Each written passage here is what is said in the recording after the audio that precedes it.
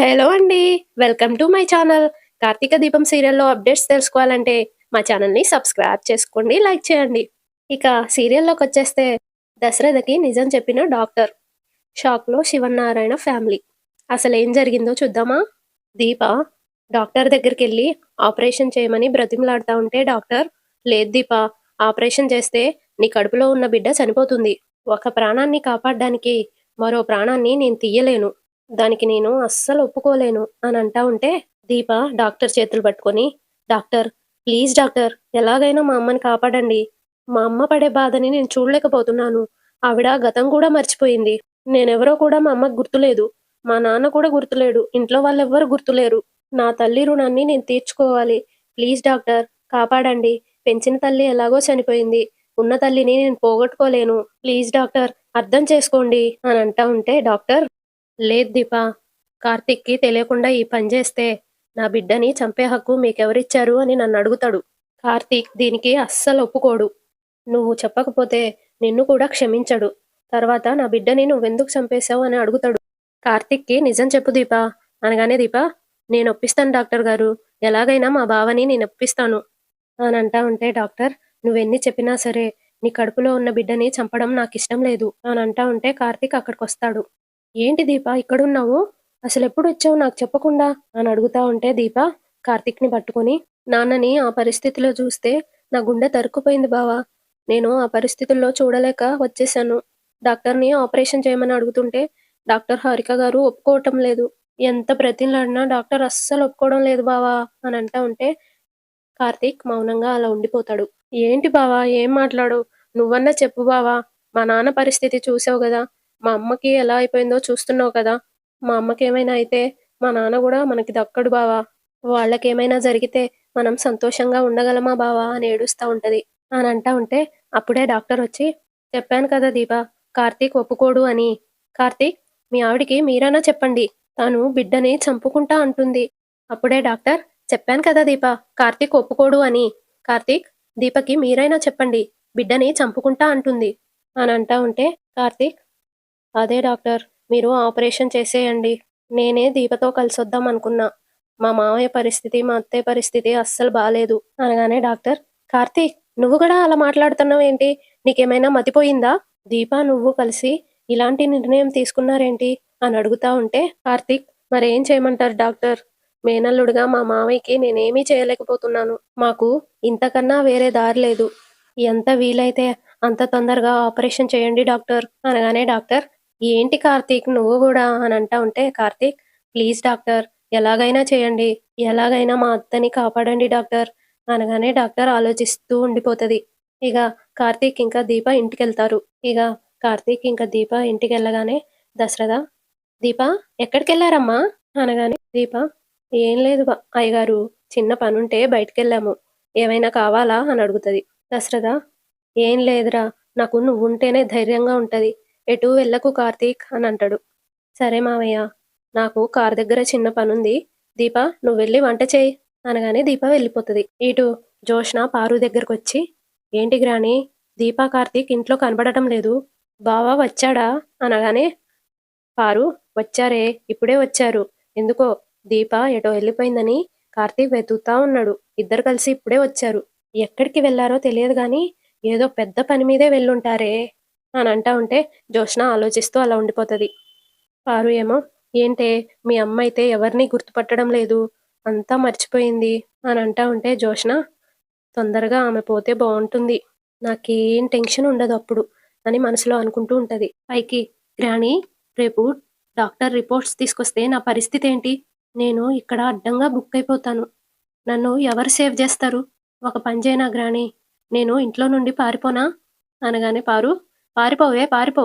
అది తప్ప ఇంకో ఐడియానే రాదు గదా నీకు అని అంటా ఉంటే జోష్న, మరేం చేయను గ్రాని అని టెన్షన్ పడతా ఉంటది. ఇటు దశరథ డాక్టర్‌కి కాల్ చేస్తాడు.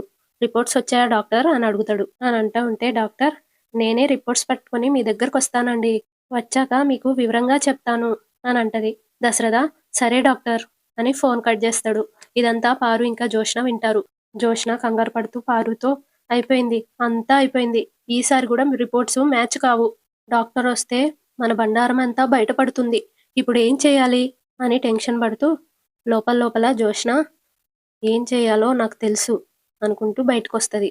జోష్న బయటికెళ్ళి రౌడీలకి ఫోన్ చేస్తది. వాళ్ళతో ఒరేయ్! మీకు ఒక పని చెప్తా చేయండి. ఎంత కావాలంటే అంతిస్తా. కానీ పని మాత్రం పూర్తి కావాలి అని మాట్లాడుతా ఉంటే చాటుగా దశరథ వింటాడు. జోష్న వాళ్ళతో ఒరేయ్!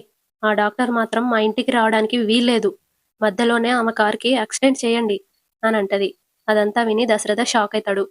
వెంటనే కారేసుకొని దశరథ వెళ్తాడు డాక్టర్‌ని కాపాడ్డానికి.